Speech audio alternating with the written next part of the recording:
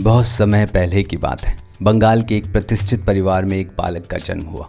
नाम रखा गया नरेंद्र नाथ दत्त। 12 जनवरी 1863 को कोलकाता में हुआ।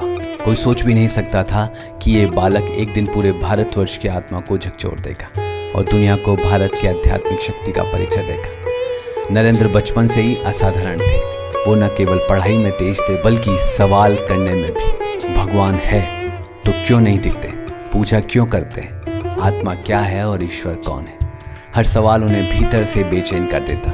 एक दिन वो पहुंचे दक्षिणेश्वर के एक छोटे से साधारण से मंदिर में, जहां रामकृष्ण परमहंस का नामक एक साधु साधना में लीन थे। नरेंद्र ने पूछा, क्या आपने भगवान को देखा है? परमहंस मुस्कुराए और बोले, हाँ, उतनी ही श्रद्धा से देखा है जितना मैं तुम्हें देख रहा हूँ। उस दिन नरेंद्र की तलाश खत्म हुई और एक नए युग की शुरुआत हुई। रामकृष्ण परमहंस के सानिध्य में नरेंद्र ने आत्मा की गहराई को छूना शुरू किया और जब गुरु ने देह त्यागी तो नरेंद्र ने संन्यास ले लिया।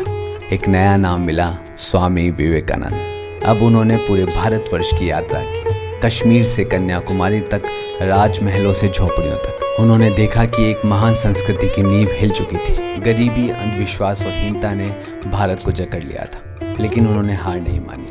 उल्टा संकल्प लिया, इस भारत को फिर से उठाना है, उसकी आत्मा को फिर से जगाना है। और इसी विचार के साथ पहुंचे 1893 में अमेरिका, शिकागो के विश्व धर्म सम्मेलन में। उन्होंने मंच पे खड़े होकर सिर्फ 5 शब्द बोले, sisters and brothers of America, और पूरा सभागार तालियों से गूंज उठा।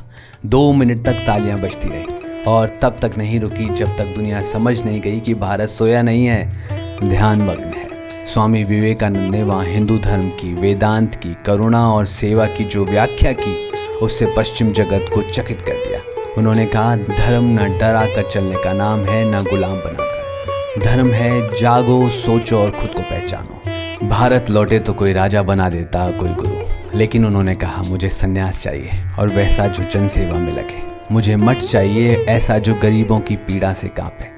और फिर उन्होंने शुरू किया रामकृष्ण मिशन, जिसका लक्ष्य था शिक्षा, सेवा और आत्मविश्वास, जो युवाओं से कहता, तुम कमज़ोर नहीं, तुम अपने विचारों से महान बनते हो। उठो, जागो और तब तक मत रुको जब तक लक्ष्य की प्राप्ति ना हो। 39 वर्ष की उम्र, बस, हाँ, केवल 39 वर्ष की उम्र में उन्होंने वो कर दिखाया जो एक राजा, कई विद्वान और कई योद्धा मिलकर भी नहीं कर सके। 4 जुलाई 1902 उन्होंने ध्यान में बैठकर अपने शरीर को त्याग कर दिया, लेकिन उनका विचार आज भी जीवित है। उनकी आवाज़ आज भी भारत के हर युवा को पुकारती है। अगर तुम खुद पर विश्वास कर लो तो पूरी दुनिया तुम पर विश्वास करेगी। स्वामी विवेकानंद का जीवन केवल कहानी नहीं, एक मिशन है, एक आह्वान है हर युवा से जो खुद को पहचाने, उठे और दुनिया को दिखा दे कि वो क्या कर सकता है। नमस्कार, इसी तरह एक और वीडियो के साथ आपके सामने हाजिर होऊंगा। तब तक के लिए लाइक, शेयर और सब्सक्राइब करना मत भूलिएगा। हरे कृष्णा।